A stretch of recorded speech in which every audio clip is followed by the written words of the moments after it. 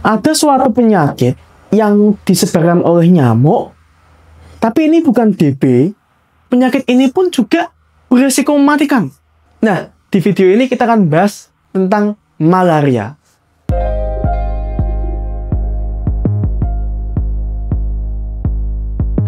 Malaria atau berasal dari kata malaria yang artinya udara buruk adalah satu penyakit yang disebabkan oleh parasit protozoa. Penyakitnya ini dinamakan seperti itu karena berhubungan dengan daerah rawa-rawa. Nah, parasit malaria ini itu dia bisa disebabkan oleh nyamuk dan sering terjadi di daerah tropis dan subtropis. Seperti misalkan di Indonesia yang termasuk negara tropis. Nah, sebenarnya seberapa masalah sih penyakit ini? Malaria itu adalah penyakit yang sekarang sering terjadi di seluruh dunia dan dia sayangnya cukup mematikan.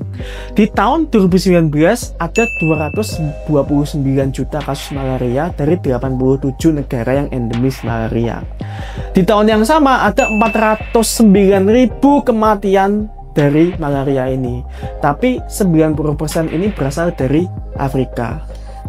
Nah, mengapa kok malaria ini berbahaya? Karena kalau misalkan malaria ini dia bentuknya itu menjadi berat, dia itu bisa kematiannya mencapai 10-20%. Bahkan di wanita hamil itu bisa mencapai 50%. Nah, komplikasi malaria ini bisa bermacam-macam, seperti misalkan bisa pada ginjal, bisa pada liver, atau intinya bisa menyebar ke seluruh tubuh yang menyebabkan komplikasi bermacam-macam. Nah, di Asia Tenggara itu berkontribusi sekitar 3% dari beban malaria di seluruh dunia. Di mana di Indonesia, daerah-daerah yang masih endemis itu termasuk NTT, Gorontalo, Maluku, dan Papua. Itu masih tergolong banyak kasus malarianya. Nah, seperti yang saya sebut, penyebab malaria ini adalah parasit. Lebih tepatnya parasit bernamakan Plasmodium, yang dia itu spesiesnya bisa bermacam-macam. Seperti Plasmodium falciparum, Plasmodium vivax, Plasmodium malariae, ovale, dan Knowlesi. Nyamuk yang menyebarkan malaria ini dinamakan nyamuk Anopheles.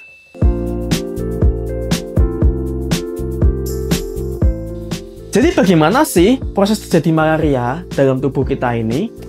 Gini, jadi pertama-tama parasit dalam bentuk sporozoid akan masuk ke dalam kulit dan darah manusia dari air liur nyamuk. Ya intinya kayak ada nyamuk yang gigit itu parasitnya akan masuk. Kemudian parasitnya ini akan menginvasi atau masuk ke sel-sel hati atau liver dan dia akan memperbanyak diri di situ. Setelahnya, sel liver ini dia tuh akan pecah karena parasitnya. Dan ribuan parasit-parasit lain dalam bentuk namanya merozoid akan menyebar dan menyerang sel-sel darah merah kita. Nah, di dalam sel darah merah kita atau namanya eritrosit, parasit ini akan berkembang biak lagi, berubah menjadi namanya tropozoid dan skizon. Dan setelahnya akan merusak lagi eritrositnya atau sel darah merah ini akan pecah dan dia akan mengenai sel darah merah lainnya. Begitu terus sampai ya spesiesnya dia mengenai sel darah merah sebanyak mungkin. Nah, kalau misalkan suatu nyamuk Anopheles menggigit kita, parasit tersebut bisa diserap oleh nyamuk dan akan tersimpan dalam usus nyamuk setelahnya. Jadi intinya nyamuk nular ke kita nularin ke nyamuknya lagi. Nah, kalau nyamuknya itu gigit manusia lain, nanti akan terjadi penularan lagi dan siklus hidupnya akan terulang kembali dan orangnya itu juga kena malaria. Nah, gejala tanda yang bisa muncul dalam malaria ini sebenarnya ini cukup sulit dibedakan dengan penyakit-penyakit tropis lainnya. Nah, jadi tergantung spesiesnya, parasit Plasmodium ini dia tuh bisa mengendap dalam tubuh kita dulu setelah masuk dan dia bahkan bisa bertahan sampai seminggu sampai sebulanan baru kemudian muncul penyakitnya. Nah, setelahnya baru akan muncul gejala-gejala penyakit malaria, terutama demam. Nah, demamnya ini pun juga tergantung spesies Plasmodiumnya juga. Misalkan, ada demam setiap 3 hari atau demam tertiana yang disebabkan oleh Plasmodium ovale dan vivax. Ada juga demam yang setiap 4 hari itu disebabkan oleh Plasmodium malariae. Nah, gejala awalnya selain demam itu memang tidak spesifik. Tetapi kalau misalkan sudah berat malarianya, itu akan muncul kekuningan di berbagai macam bagian-bagian tubuh. Contoh misalkan pada mata akan terlihat kuning, atau seluruh badan kulitnya pun bisa aja juga kelihatan kuning. Bisa aja mungkin kalau sudah parah sekali bisa ada kejang, ada penurunan kesadaran, air pipisnya akan tampak gelap, dan mungkin akan muncul berbagai macam komplikasi-komplikasi lainnya ya. Pada anak-anak ini terutama bisa muncul kejang. Nah, untuk memeriksa laboratorium malaria ini, itu bisa dilakukan pemeriksaan darah lengkap, kultur darah, dari urin, dan bisa juga di ronsen dadanya.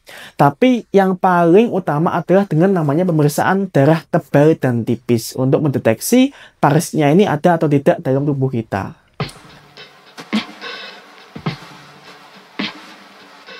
Nah, untuk mengobati malaria, itu perlu obat-obatan untuk membasmi parasitnya dan juga memberi dukungan tubuh agar tetap bisa kuat melawan parasitnya. Dan juga kalau misalkan pasiennya itu resiko tinggi, mungkin malaria, ya harus dirawat inap.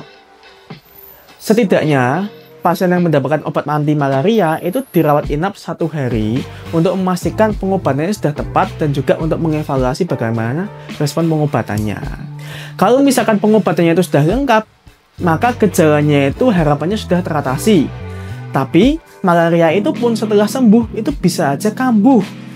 Dan kapan kambuhnya itu bisa tergantung spesies yang menyebabkan malarianya. Bisa berkisar setelah berapa minggu atau tahunan setelah sembuh itu bisa kambuh lagi.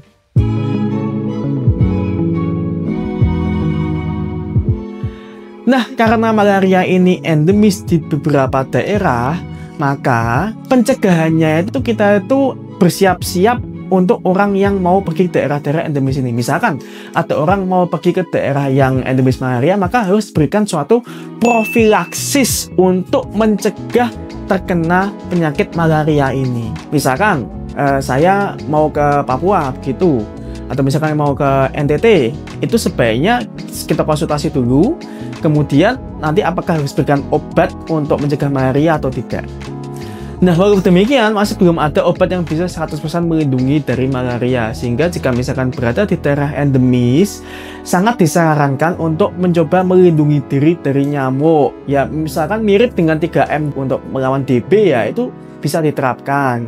Atau cara-cara lain seperti menggunakan kelambu saat tidur, menyemprot obat anti nyamuk, kemudian menggunakan obat anti nyamuk yang bakar, atau mungkin memelihara ikan untuk memakan jentik-jentik nyamuk di kolam, itu juga bisa.